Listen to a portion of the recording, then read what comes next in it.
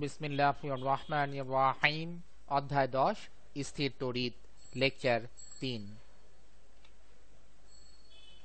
ইনশাআল্লাহ আমরা আমাদের এই লেকচারে তড়িৎ বল এবং তড়িৎ বলের আন্ডারে যে কুলম্বের সূত্রটি রয়েছে সেটি নিয়ে, এছাড়াও তড়িৎ ক্ষেত্র, তড়িৎ ক্ষেত্রের সমীকরণ এবং তড়িৎ বলরেখা এবং বলরেখাগুলো কিভাবে একটি আরেকটিকে আকর্ষণ করে, অর্থাৎ পজিটিভ এবং নেগেটিভ চার্জের যে পরস্পর আকর্ষণ বিকর্ষণ সেটা বলরেখা বরাবর কিভাবে কাজ করে, এছাড়াও কিছু গাণিতিক সমস্যা নিয়ে আমরা ইনশাআল্লাহ আমাদের এই লেকচারে আলোচনা করব।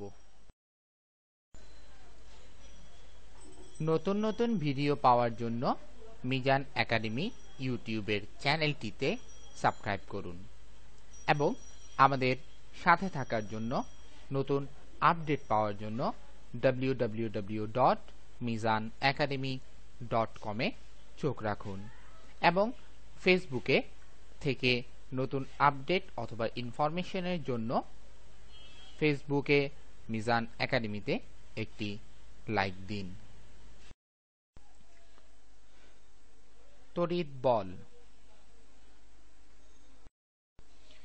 আমরা জানি যে মোটামুটি দুই ধরনের আধান রয়েছে, একটি হচ্ছে পজিটিভ আধান এবং অন্যটি হচ্ছে নেগেটিভ আধান।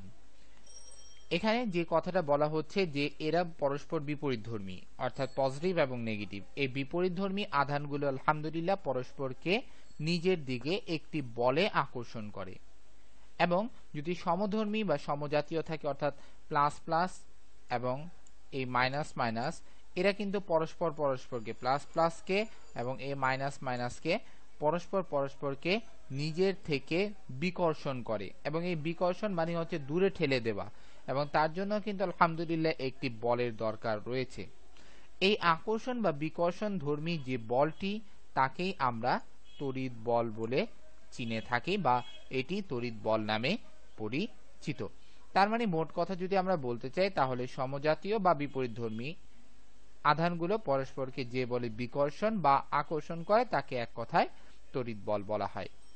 এই তড়িৎ বলের মান নির্ভর করে কয়েকটি বিষয়ের উপর, তা হচ্ছে আধান দুটির অর্থাৎ পজিটিভ এবং নেগেটিভ আধান দুটির পরিমাণের উপর, কতটুক মানে চার্জ রয়েছে, কত কুলম চার্জ রয়েছে তার কোয়ান্টিটির উপর এই ভ্যালুটা আলহামদুলিল্লাহ নির্ভর করে, এবং আধান দুটি কতটুক দূরত্বের উপর, অর্থাৎ ধরে নিলাম এখানে একটা আধান রয়েছে এবং এখানে হচ্ছে আরেকটা আধান রয়েছে, এই আধান দ্বয়ের মাঝখানে যে ডিস্টেন্স কত, এই তার উপর এর আকর্ষণ এবং বিকর্ষণ।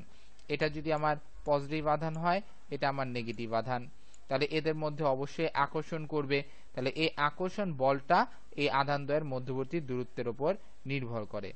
এরপরটা হচ্ছে মাধ্যমের প্রকৃতি। মাধ্যমের প্রকৃতি মিন্স হচ্ছে এই আধান দ্বয় কোন মাধ্যমে রয়েছে, বায়ু মাধ্যমে রয়েছে, পানি মাধ্যমে রয়েছে, না ভ্যাকুয়ামে রয়েছে, কোন মিডিয়ামের মধ্যে সে অবস্থান করছে তার উপর এই ফোর্স অর্থাৎ আকর্ষণ বা বিকর্ষণ ধর্মী যে বলটি রয়েছে তা ইনশাআল্লাহ নির্ভর করে। আলহামদুলিল্লাহ।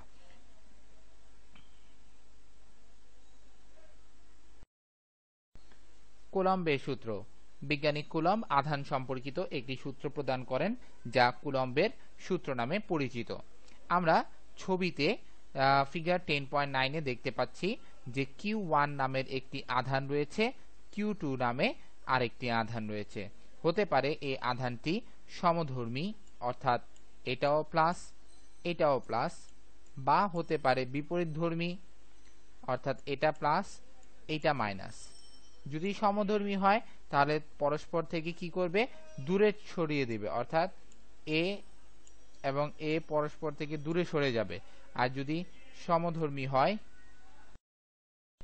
আর যদি বিপরীতধর্মী হয় তাহলে পরস্পরকে নিজের দিকে টেনে নিবে, অর্থাৎ এ একে নিজের দিকে পরস্পরের দিকে টানবে।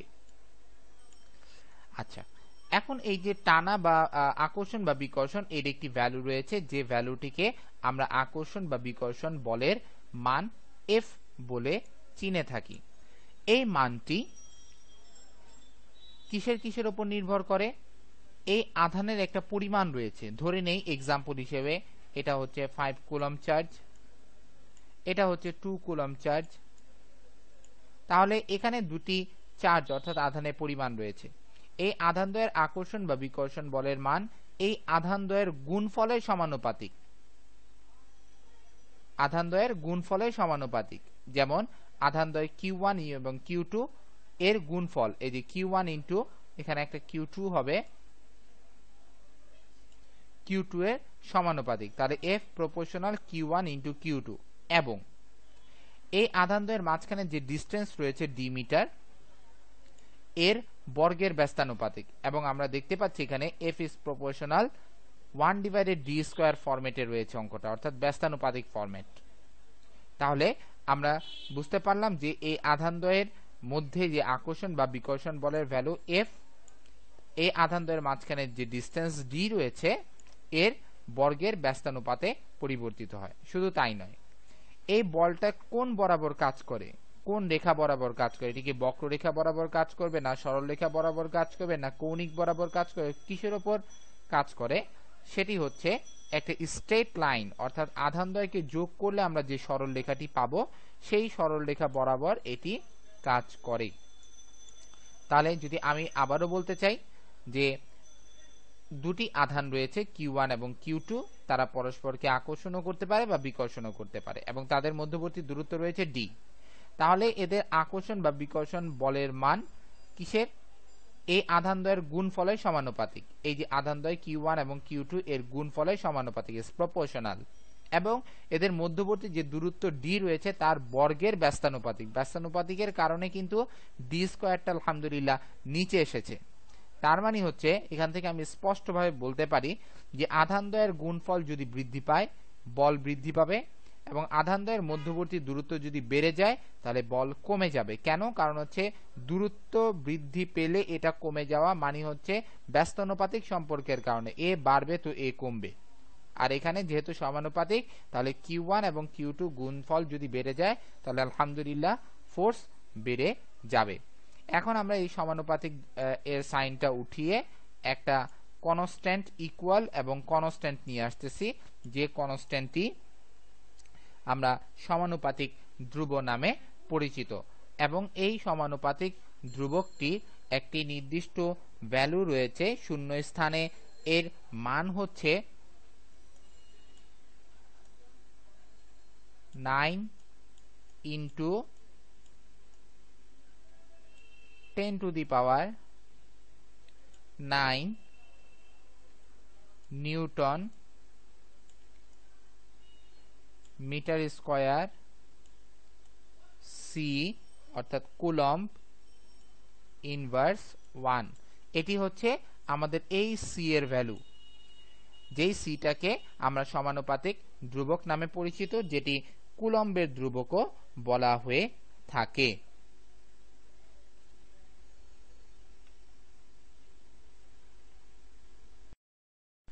আমরা এখন ইনশাআল্লাহ একটি ম্যাথমেটিক্যাল এক্সাম্পল দেখব, আমাদের বইয়ের উদাহরণ, গাণিতিক উদাহরণ নাম্বার 10.1।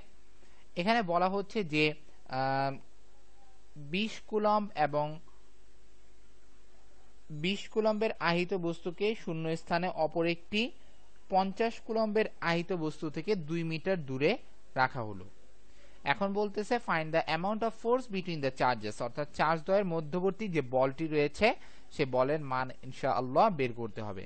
তাহলে আমরা কোশ্চেন থেকে যেটি পাচ্ছি সেটি হচ্ছে একটি চার্জের ভ্যালু হচ্ছে 20 কুলম্ব, লাইক দিস, এটা Q1 ফার্স্ট চার্জ, আরেকটি হচ্ছে 50 কুলম্ব, এটি হচ্ছে Q2 সেকেন্ড চার্জ, এবং তাদের মধ্যবর্তী দূরত্ব হচ্ছে d 2 মিটার, এই যে 2 মিটার।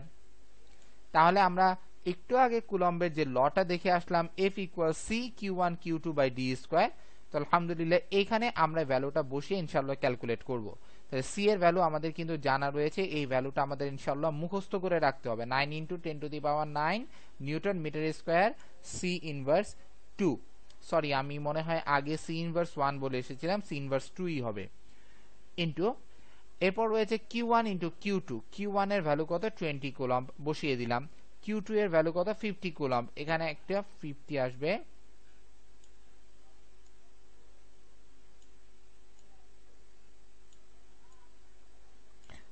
কুলম্ব, এবং নিচে কি আছে?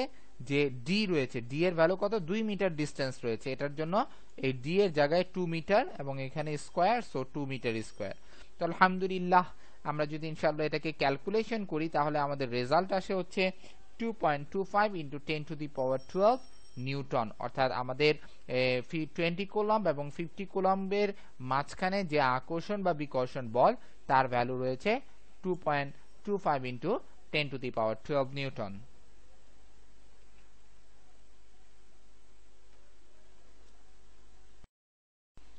তড়িৎ ক্ষেত্র।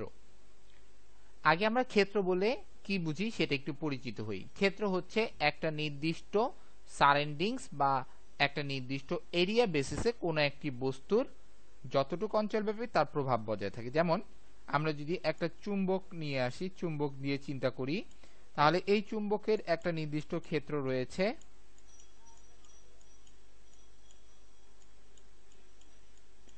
সাপোজ ধরে নিলাম এটা হচ্ছে তার ক্ষেত্র। এই ক্ষেত্রের মধ্যে যদি কোনো একটি চুম্বক বা চৌম্বক পদার্থ আনা হয়, যেমন সাপোজ এটা একটা চুম্বক পদার্থ, এইটা কিন্তু ক্ষেত্রের বাইরে রয়েছে, সো এটার প্রতি কিন্তু সে আকর্ষণ বল ফিল করে না।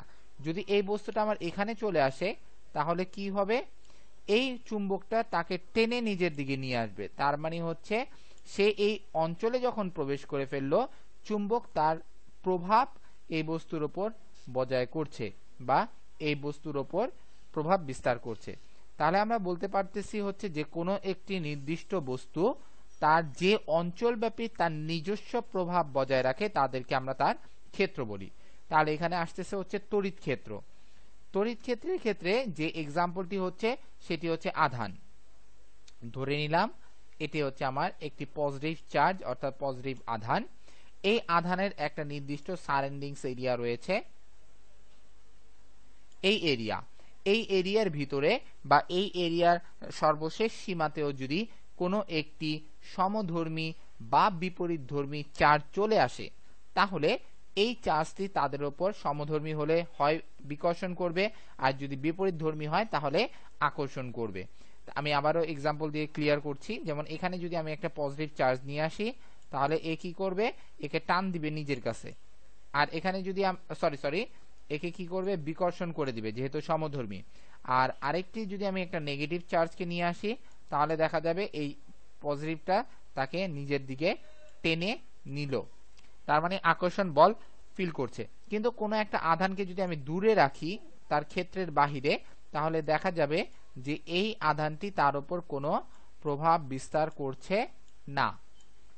কেন? কারণ এই আধানটি তার নিজস্ব ক্ষেত্রের মধ্যে নেই। তাহলে এই পজিটিভ আধানটি এই অঞ্চলব্যাপী অন্যান্য আধানের উপর তার প্রভাব বজায় করে, বা তার ক্ষেত্রের মধ্যে যদি কোনো একটি আধান চলে আসে তাহলে সে তার প্রতি আকর্ষণ বা বিকর্ষণ বল অনুভব করে। এই এরিয়াটিকে, এই সারাউন্ডিংস এরিয়াটিকে, যে অঞ্চলব্যাপী আহিত বস্তুটা তার তড়িৎ বলের প্রভাবটাকে বিদ্যমান রাখে, বজায় রাখে, তাকে আমরা আলহামদুলিল্লাহ তড়িৎ ক্ষেত্র বলে থাকি।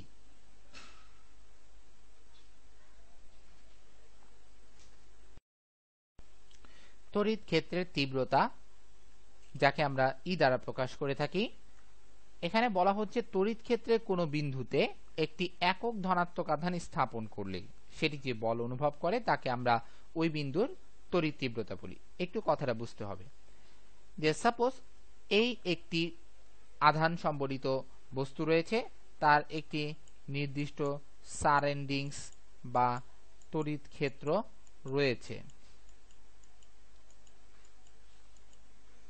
ধরে নিলাম এটা হচ্ছে তার তড়িৎ ক্ষেত্র। এখন এর মধ্যে যদি আমি একক ধনাত্মক আধানকে নিয়ে আসি তাহলে এই তড়িৎগ্রস্ত বা আহিত বস্তু এই একক ধনাত্মক বস্তুর উপর কি করবে, আকর্ষণ বা বিকর্ষণ যে কোনো একটি বল অনুভব করবে। তাকেই আমরা বলছি তড়িৎ ক্ষেত্রের তীব্রতা। শর্ত হচ্ছে কি, একক ধনাত্মক আধানের হচ্ছে কথা, অর্থাৎ 1 কুলম্ব চার্জকে আমাকে আনতে হবে। আমি যদি 10 কুলম্ব নিয়ে আসি তাহলে হবে না, বা ক্যালকুলেশনটা আমাকে 1 কুলম্বের জন্য করতে হবে, তাহলে ইনশাআল্লাহ আমি তড়িৎ ক্ষেত্রের তীব্রতাটা বের করতে পারবো। আমি আবারও ক্লিয়ার করছি যে আমি যদি 10 কুলম্ব চার্জের জন্য ক্যালকুলেট করি তাহলে আমার তড়িৎ ক্ষেত্রের তীব্রতা হবে না। তড়িৎ ক্ষেত্রের তীব্রতার জন্য শর্ত হচ্ছে একক ধনাত্মক আধানকে স্থাপন করলে সেটি যে বল অনুভব করে। মোট কথা হচ্ছে 1 কুলম্ব চার্জের জন্য অনুভূত বল। তাহলে আমরা একটু ক্যালকুলেশন ভাবে দেখি। ধরে নেই আমি কিউ চার্জ বা কিউ কুলম্ব চার্জকে কোথায় আনলাম? তড়িৎগ্রস্ত বস্তুর তড়িৎ ক্ষেত্রের মধ্যে নিয়ে আসলাম। আনার পর এই কিউ কুলম্ব চার্জটি এফ বল অনুভব করলো। এখন 1 কুলম্ব চার্জকে যে বল অনুভব করবে তার ভ্যালু কত হবে? ঐকিক নিয়মে এফ আর নিচে হচ্ছে কিউ, কারণ ঐকিক নিয়মে কিউ চলে আসবে। কিউ কুলম্ব চার্জ এফ বল অনুভব করে, তাহলে 1 কুলম্ব চার্জ কত করে? F by Q.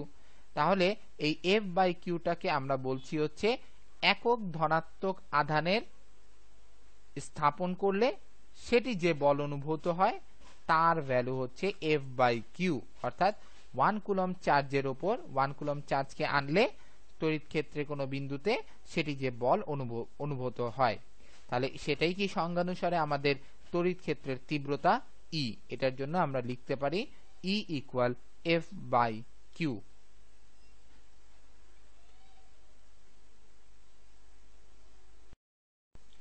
Mathematical problem 10.2। এখানে বলা হচ্ছে if a body of charge 5 coulomb is placed at a point in an electric field then it gains a force of 200 Newton. বলতেছে যে তড়িৎ ক্ষেত্রে কোনো বিন্দুতে যদি আমি 5 কুলম্ব চার্জকে নিয়ে আসি, অর্থাৎ কিউ এর ভ্যালু 5 কুলম্ব, তাহলে এটি 200 নিউটন বল অনুভব করে। তার মানে এফ এর ভ্যালুও দেওয়া আছে, 200 নিউটন বল অনুভূত হয়। Find the magnitude of the electric intensity, মানে ইলেকট্রিক ইন্টেন্সিটির মান, ইলেকট্রিক তীব্রতার মান, তড়িৎ ক্ষেত্রের তীব্রতার মান অর্থাৎ ই বের করতে বলা হচ্ছে। তাহলে আমরা normal E equal F by Q যে সূত্র জানি সেটি বসিয়ে দেই।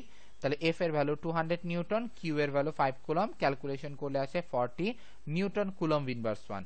এখানে লক্ষণীয় ব্যাপার হচ্ছে ই এর একক নিউটন, কুলম্ব ইনভার্স 1। কিভাবে? এফ এর একক হচ্ছে নিউটন, কুলম্বের একক হচ্ছে কিউ এর একক হচ্ছে কুলম্ব, মাঝখানে একটা ডিভাইডেড, তাহলে ইকুয়াল কি লেখা যায়? নিউটন আর সি উপরে উঠে গেলে সি ইনভার্স 1। এটার জন্য ই বা তড়িৎ ক্ষেত্রের তীব্রতার ভ্যালু হচ্ছে নিউটন কুলম্ব ইনভার্স 1।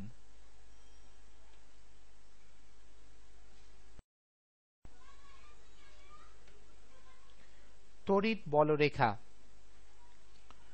তড়িৎ ক্ষেত্রে মধ্যে যে আধানটি থাকে সে আধানটি তার ফোর্স বা তার বলকে একটা নির্দিষ্ট পথ বরাবর ক্রিয়া করে বা কাজ করে বা ওই পথ বরাবর সে পরিভ্রমণ করে। আমি আবারও বলছি, তড়িৎ ক্ষেত্রের মধ্যে যে আধানটি থাকে সেই আধানটি একটি নির্দিষ্ট পথ বরাবর কাজ করে বা পরিভ্রমণ করে বা তার বলটি ওই নির্দিষ্ট পথ বরাবর অন্য একটি আধানের উপর ক্রিয়া করে। সেই বলটা যে রেখা বরাবর কাজ করে তাকেই আমরা তড়িৎ বলরেখা বলে থাকি। যদিও এটি দেখা যায় না, বাট অনুভব করা যায় এবং অনেকটাই কাল্পনিক রেখার মতো বলা হয়ে থাকে। যেমন আমরা ছবিতে দেখতে পাচ্ছি একটি ধনাত্মক আধান, শুধুমাত্র একটি ধনাত্মক আধান ফ্রিলি অবস্থায় রয়েছে, সে কিন্তু লম্বালম্বি ভাবে তার তড়িৎ ক্ষেত্রের যে তীব্রতাটি রয়েছে সেটি এই বরাবর, এই যে তীর চিহ্ন যেগুলি রয়েছে এই তীর চিহ্ন বরাবর সে কাজ করে। আমরা যখন একটি পজিটিভ এবং একটি নেগেটিভ পাশাপাশি রাখবো তখন কিন্তু তাদের বলরেখাগুলো ডিফারেন্ট ভাবে কাজ করে। দেখা যাচ্ছে প্লাস থেকে বলরেখাটি বেরিয়ে যেয়ে সে কিন্তু লম্বালম্বি ভাবে বেরিয়ে যেয়ে সে আবার মাইনাসে প্রবেশ করছে। ঠিক অনুরূপ ভাবে সমধর্মী, সমজাতীয় বা বিপরীতধর্মী আধানগুলিও কিন্তু আলহামদুলিল্লাহ যে তারা নির্দিষ্ট একটি পথ বরাবর তাদের ফোর্সকে কাজে লাগায়।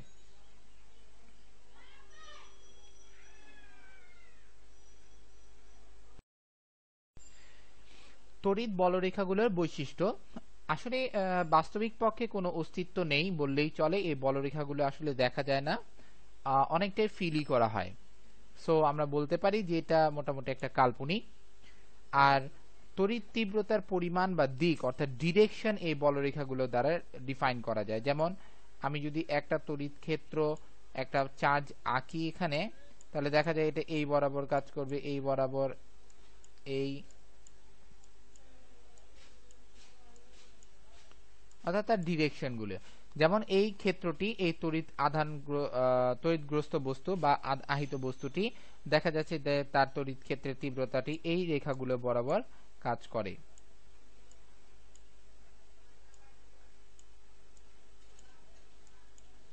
অর্থাৎ এই বলরেখাগুলো দ্বারা তড়িৎ ক্ষেত্রের তীব্রতার ডিরেকশন এমনকি কতটুকু পরিমাণ সেটা আলহামদুলিল্লাহ নির্ণয় করা যায় ইনশাআল্লাহ।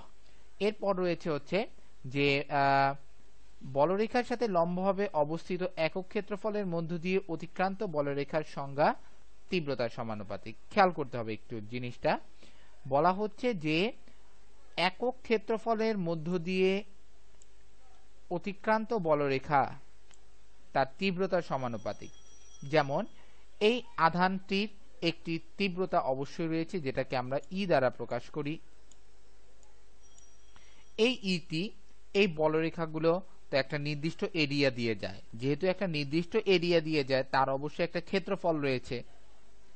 এখন বলতেছে একক ক্ষেত্রফলের মধ্য দিয়ে, অর্থাৎ 1 মিটার স্কয়ারের ভিতর থেকে যে পরিমাণ বলরেখা যাচ্ছে তার সমানুপাতিক। তাহলে আমরা বলতে পারি এই আধানের তীব্রতা ই ইজ প্রপোর্শনাল বলরেখা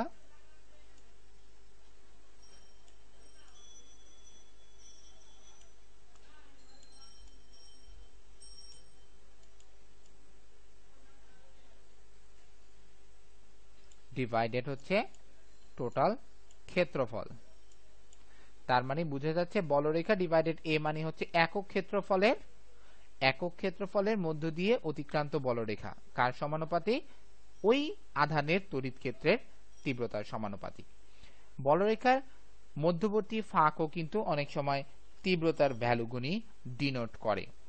আর আরেকটা জিনিস হচ্ছে যে ঘন সন্নিবিষ্ট স্থানে ই এর মান বেশি আর ফাঁকা স্থানে ই এর মান কম। ঘন সন্নিবিষ্ট মিন্সটা কি?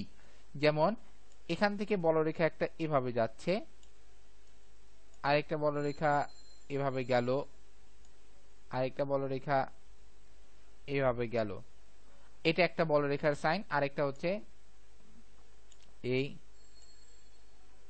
এই আবার এই। এখানে আমরা দেখতে পাচ্ছি এইটাতে যেহেতু ফাঁক বেশি, এই যে আন্তঃফাক দুইটা বলরেখার মাঝখানে যে ডিস্টেন্স এটা বেশি, সো এখানে ই এর মানও বেশি, সরি ই এর মান কম, যেহেতু এখানে গ্যাপ বেশি মানে ফাঁকা স্থান বেশি মানে এই অঞ্চলের আধানের ই এর পরিমাণ তড়িৎ ক্ষেত্রের পরিমাণ কম। কিন্তু এখানে আমরা দেখতে পাচ্ছি খুবই ক্লোজ, অর্থাৎ ঘন সন্নিবিষ্ট মানে খুবই কাছাকাছি হওয়ার কারণে ই এর মানটা এখানে বেশি। তাহলে মোট কথা হচ্ছে যেখানকার বলরেখাগুলো খুবই কাছাকাছি থাকে সেখানে ই এর মান বেশি হয়, যেখানে বলরেখাগুলো দূরে দূরে থাকে অর্থাৎ ফাঁকা থাকে একটা থেকে আরেকটার অবস্থান, সেখানে ই এর মান কম হয়।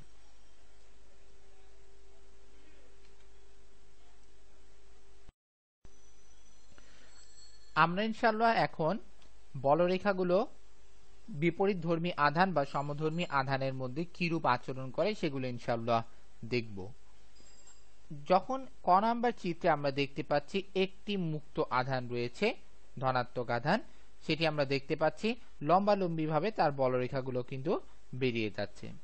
খ নাম্বার চিত্রে আমরা দেখতে পাচ্ছি একটি পজিটিভ চার্জ এবং একটি নেগেটিভ চার্জকে মাঝখানে খানিকটা দূরত্বে স্থাপন করা হলো। তখন দেখা যাচ্ছে বলরেখাগুলো ধনাত্মক আধান থেকে বেরিয়ে সে কিন্তু ঋণাত্মক আধানের দিকে ধাবিত হচ্ছে। এটি হচ্ছে মানে আকর্ষণ জনিত যে কারণগুলি হয় তার বলরেখাগুলো এভাবেই কাজ করে, পজিটিভ থেকে লম্বালম্বি ভাবে বেরিয়ে তারা কিন্তু আলহামদুলিল্লাহ নেগেটিভে যে ফিল আপ হয়। আমরা গ নাম্বার চিত্রে দেখতে পাচ্ছি দুইটি পজিটিভ চার্জ এবং তাদের আধানের পরিমাণও সমান। এখন দুইটি যেহেতু সমধর্মী চার্জ এবং তাদের আধানের পরিমাণ সমান, এটার জন্য তারা পরস্পরকে বিকর্ষণ করবে। যেমন দেখা যাচ্ছে এখান থেকে পজিটিভ চার্জের আধানের বলরেখাটি কি বেরিয়ে এখানে এটি যাওয়ার কথা ছিল কিন্তু এইভাবে, কিন্তু এইভাবে না যেয়ে তারা কিন্তু এভাবে এসে উল্টো দিকে চলে যাচ্ছে, মানে কি বিকর্ষণ ভাবটা প্রকাশ করছে। ঠিক এটার ক্ষেত্রেও সেম বিকর্ষণ ভাগটি প্রকাশ করছে। এই দুইটা আধানের মাঝখানে ক্রস সাইন দ্বারা একটা স্থান ডিনোট করা হচ্ছে, যেটাকে আমরা বলছি হচ্ছে নিউট্রাল পয়েন্ট বা নিরপেক্ষ বিন্দু। এই বিন্দুর মধ্যে যদি আমরা কোনো আধানকে স্থাপন করি তাহলে সেটি আর কোনো বল অনুভব করবে না, মানে এটি এমন একটি স্থান যে স্থানে আকর্ষণ বা বিকর্ষণ বলটি অনুভূত হয় না। এটি কখন প্রযোজ্য?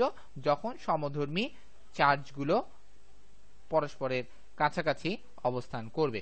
ঠিক অনুরূপভাবে আমরা ঘ নাম্বার চিত্র দুটি সমজাতীয় চার্জ দেখছি, কিন্তু তাদের পরিমাণ ডিফারেন্ট। এটা হচ্ছে বড়, এটার মান হচ্ছে বড়, আর এটার মান হচ্ছে ছোট।